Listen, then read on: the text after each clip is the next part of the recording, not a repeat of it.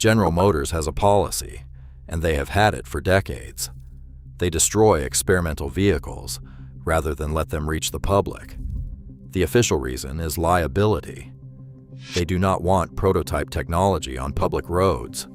They do not want parts that cannot be serviced. The real reason is simpler.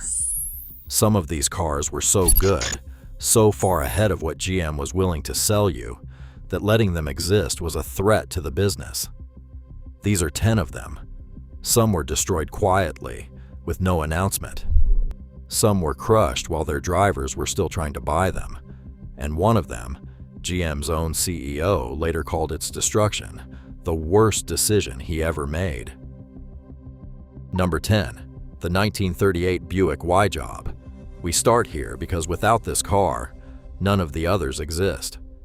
In 1938, General Motors chief designer Harley Earl built the Y-Job, the first purpose-built concept car in automotive history.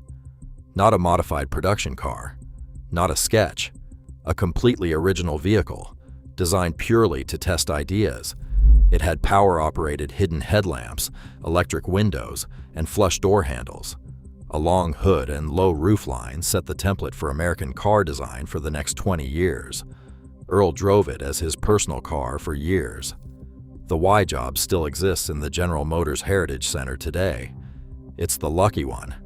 Most of the cars on this list weren't so fortunate. Number 9. The 1954 Chevrolet Corvette Nomad. By 1954, General Motors Motorama shows had become the most watched automotive events in the country. Harley Earl used them to float ideas, to see what the public responded to. The Corvette Nomad was a shooting brake, a Corvette with a station wagon rear end. It was low, sleek, and genuinely beautiful. The crowd reaction at Motorama was overwhelming. General Motors executives looked at that reaction and did what they always did. They built a production version, but stripped out everything that made the show car special. The original concept was scrapped, General Motors memos confirm. A car that could have been the world's first sports estate was gone because the accountants could not justify the tooling costs. Number 8. The 1966 Pontiac Banshee. John DeLorean ran Pontiac in the mid-1960s. He had already invented the muscle car with the GTO. Now he wanted to build a genuine sports car, a Corvette killer with a Pontiac badge. The Banshee was extraordinary. Lighter than the Corvette, just as powerful, with European GT proportions and a price point that would have made the Corvette look overpriced by comparison. DeLorean had a press release written for the 1966 New York Auto Show. The car was ready. General Motors chairman pulled it from the show the night before it was due to be displayed. The prototype was eventually crushed. Pontiac got the Firebird instead, built on Camaro bones, and tuned down just enough to never embarrass the Corvette. The Banshee that could have changed everything is gone. Number 7. The GM Firebird 4. GM's Firebird series was a 4-car program across the 1950s and the 1960s, gas turbine prototypes that looked like they had flown in from another decade. The Firebird 4, shown at the 1964 New York World's Fair, was the strangest of all. It had no steering wheel. The designers envisioned it for a future of automated highways, guided by radar sensors embedded in the road. Inside, the occupants had swivel chairs, a refrigerator, and a television. It was autonomous driving, 60 years before Tesla. GM kept it in storage for nearly 2 decades. Then quietly, in the 1980s, they crushed it. Only photographs remain. Number 6. The 1967 Chevrolet Astro 3. The Astro 3 was powered by a military-grade gas turbine engine and had 3 wheels, a fully functioning, self-propelled vehicle that General Motors displayed at auto shows and then drove back into a warehouse. It seated one driver in a fighter pilot canopy. The engine could theoretically push it past 180 miles per hour. General Motors built it, showed it, photographed it, and then nothing. The Astro 3 disappeared from the record. Its current fate is unknown. General Motors has not confirmed whether it still exists. Number 5. The 1969 XP 895. When General Motors shelved the mid-engine Corvette program in 1969, a second prototype was commissioned in aluminum, the XP 895, to test lightweight construction techniques. It was completed. It ran. And then General Motors destroyed it.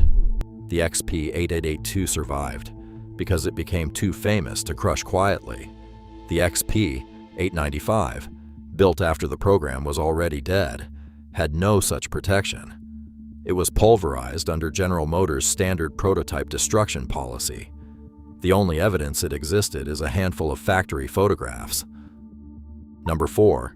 The 1970 Chevrolet XP 898. In 1970, General Motors engineers built a Corvette prototype with a structural plastic body, not fiberglass over a steel frame, but a load-bearing monocoque. The entire structural rigidity came from the plastic itself. It was lighter, stiffer, and theoretically cheaper to manufacture than the production Corvette. General Motors shelved the program when production costs proved higher than projected.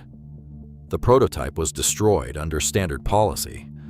Composite monocoque construction is now standard in Formula One and high-end sports cars.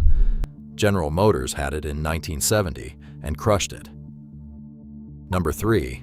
The 1989 Pontiac Stinger. In 1989, Pontiac built the Stinger, an open-top, four-wheel drive mini SUV aimed squarely at young buyers who wanted a lifestyle vehicle for outdoor adventures. It had a removable roof, a waterproof interior, a built-in cooler, removable flashlights in the doors, and an outdoor shower. The auto show response was huge.